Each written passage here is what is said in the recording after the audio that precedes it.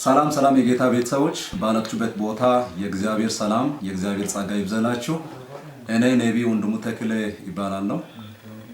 ማገለግለው በሚዛን ከተማ ወይም በደቡብ ምዕራብ ሚዛን ተፋሪ በክርስቶስ ራዳነ ህዝብ ሰላም አቀ ቤተክርስቲያን መስራችና ባለራዕይ ነኝ። እዛ ውስጥ ነው ማገለግለው። ዛሬ ወደ እናንተ የመጣው በጣም ድንቅ መልእክት አለና እስከ መጨረሻ ተገደቀ እንድትቆዩ በጌታ ፍቅር እላለሁ። ይላል የእግዚአብሔር ቃል መጽሐፍ ቅዱስ ክፍል ሮሜ ምዕራፍ 1 ከቁጥር 1 ጀምሮ እስከ 4 ሐዋርያ ሊሆን የተጠራ የኢየሱስ ክርስቶስ ባሪያ ጳውሎስ በነቢያቱ አፍ በቅዱሳን መጻሕፍት አስቀድሞ ተስፋ ለሰጠው ለእግዚአብሔር ወንጌል ተለየ። ይህም ወንጌል በሥጋ ከዳዊት ዘር ስለተወለደ እንደ ቅድስና መንፈስ ግን ከሙታን መነሳት የተነሳ በኃይል የእግዚአብሔር ልጅ ሆኖ ስለተገለጠ ስለ ልጁ ነው። እርሱም ጌታችን ኢየሱስ ክርስቶስ ነው ይላል። ስለዚህ ወንጌል ስለ ልጁ ስለ ኢየሱስ ነው በመድረስ ዛሬ ጠዋት በጣም እጅግ ድንቅ ጊዜ ነበረ። ዛሬ አንድ መልእክት ለእናንተ ማስተላለፍ ፈልገው አንድ ነገር አለ። በዚህ ዘመን አንደኛ የክርስቶስ ስም እንዳይሰበክ ኢየሱስ ርዕሳችን ብቻ እንዳይሆን አንዳንድ የሚሸፍኑ ነገሮች አሉና የኛ ዋና ዓላማችን ወንጌል ኢየሱስ ነው በሚል ነው። ከኢየሱስ ውጭ በዚህ ምድር ላይ የምናየው ፈውስ ይሁን ተአምራት ይሁን ትንቢት ይሁን የትኛውም ነገር ለወንጌል ድምቀት እንጂ ወንጌል አይደለም። ወንጌል ኢየሱስ ነው። ከሱ ጋር ጥቂት ደቂቃ ሰላምታን አቀርቦ ከዛ ራሱን ስሙን ከዛ አገልግሎቱን ለናንተ ያስተዋውቃል። ከዛ ስለ ቸርቹ የሚያወራ ነገር ይኖራል ብዬ አምናለሁ። ተባረኩ። እሺ አመሰግናለሁ። እኔ ወንድማችሁ ቢሰጥ ወርቁ ነኝ። በሚዛን አካባቢ ባለችው በክርስቶስ ስራ የዳነ ህዝብ ዓለም አቀፍ ቤተክርስቲያን ከዛሬ ጋር ሁለቴ ነው መጣሁት። ሁለት ጊዜ ሲመጣ ያዩዋቸው ነገሮች አሉ። በጣም መልካም ነገሮች አሉ።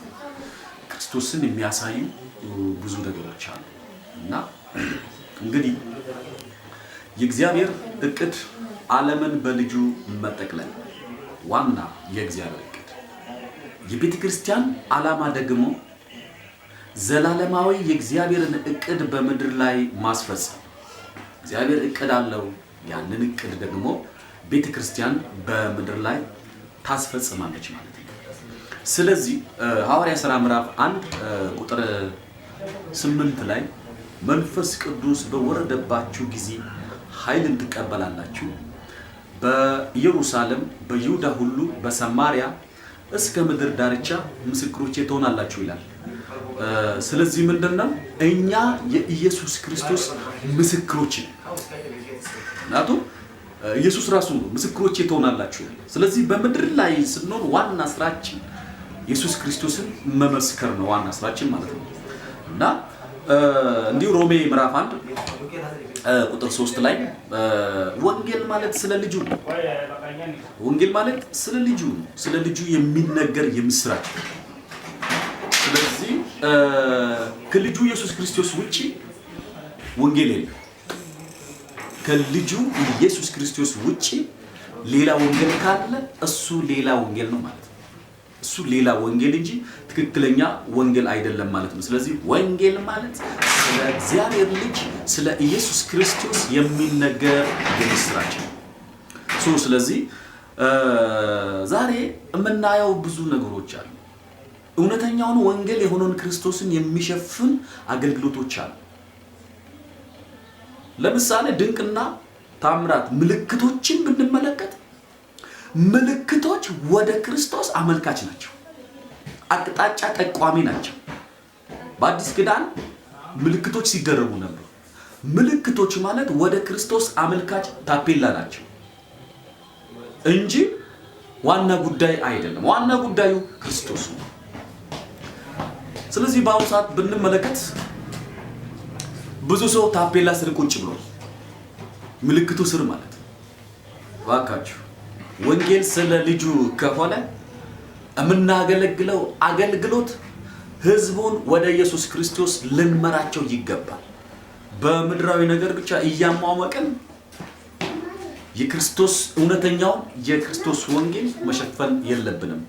ስለዚህ ምልክትና መልእክቱ ክርስቶስ መልእክት ነው፣ ሌላው ደግሞ ምልክት ናቸው። ስለዚህ ዋና ጉዳዩ መልእክቱ እንጂ ምልክቱ አይደለም። እና አሁን ወደ እዚህ ቤተክርስቲያን ሲመጣ 2 ጊዜ መጥቻለሁ። ያየሁት በጣም ጥሩ ነገር ነው። በቃ ልጁ እንዲሰበክ ነው፣ ክርስቶስ እንዲታይ ነው፣ ክርስቶስ እንዲደምቅ። ስለዚህ ወልድ አብ በወልድ እንዲከብር ነው እየተሰራ ያለ። እውነት በጣም ደስ ይላል።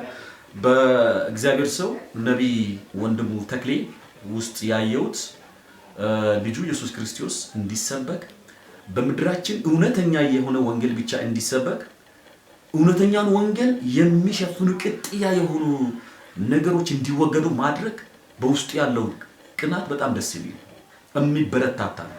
በቃ እውነተኛ ወንጌል ለምድራችን ያስፈልጋል። እውነተኛ ወንጌል ለምድራችን የሚያስፈልግ ከሆነ ደግሞ እውነተኛውን ወንጌል የሚሰብኩ አገልጋዮች ሊነሱ ይገባል ማለት ነው። እውነተኛውን ወንጌል ሊሰብኩ ህዝቡን ወደ ክርስቶስ የሚመሩ ክርስቶስን የሚሰብኩ። ስለዚህ በሚዛን አጥቢያ ያለችው በክርስቶስ ስራ የዳኑ ህዝቦች ዓለም አቀፍ ቤተክርስቲያን ላይ አሁን ላይ ልጁ ኢየሱስ ክርስቶስን ለመስበክ ወንጌልን የሚሸፍኑ ነገሮችን ሪጀክት በማድረግ ደረጃ ጥሩ አቋም አላቸው። እኔ ይህን ቀጥሉ ይላል። ይሄ ቀጥሉ፣ ይሄ መልካም ጅማሮ ነው። በጣም ደስ የሚል አቋም ነው። ቤተ ክርስቲያኒቱ አሁን በያዘችው አቋም በዚህ ልክ ልትቀጥል ይገባል። በቃ ከወንጌል ውጪ ሌላ ጉዳይ የለም። ከወንጌል ውጪ ሌላ ጉዳይ የለንም። ስለዚህ ፕሮፌት ወንዴ በጣም ወዳው ወንድሜ ነው። በውስጡ ያለው ጸጋ እውነት ለሀገራችን አልፎ ድንበር የሚሻገር ብዙ ሰዎች ከሰሙት ካሉበት ጥያቄ ነፃ የሚወጡበት እንደገና ወደ እግዚአብሔር መንግስት ብቻ ትኩረታቸው እንዲያደርጉ የሚያደርግ ትምህርት በውስጡ ስላለ ብዙ ምናልባት ወደዚህ መጣችሁ የማታውቁ ሰዎች ካላችሁ ቀረብ ብላችሁ በነቢይ ወንዴ በኩል የተሰጠ ያለውን ትምህርት ብትካፈሉ ብታዩ በጣም ጥሩ ነው። እንደውም ዛሬ ያቀደው ዛሬ አንዳንድ ጉዳዮች ላይ የያዘ አቋም ቀጣይ ለትውልድ ለወጣቱ እውነተኛ የሆነ ወንጌል ይሄ ወጣት ሊማር ይገባል የሚል አቋም በውስጡ ስላለ ይሄ ሊበረታታ ይገባል። ዘመኑ ይባረክ። እውነት ይሄንን ነው የሚለው። አመሰግናለሁ።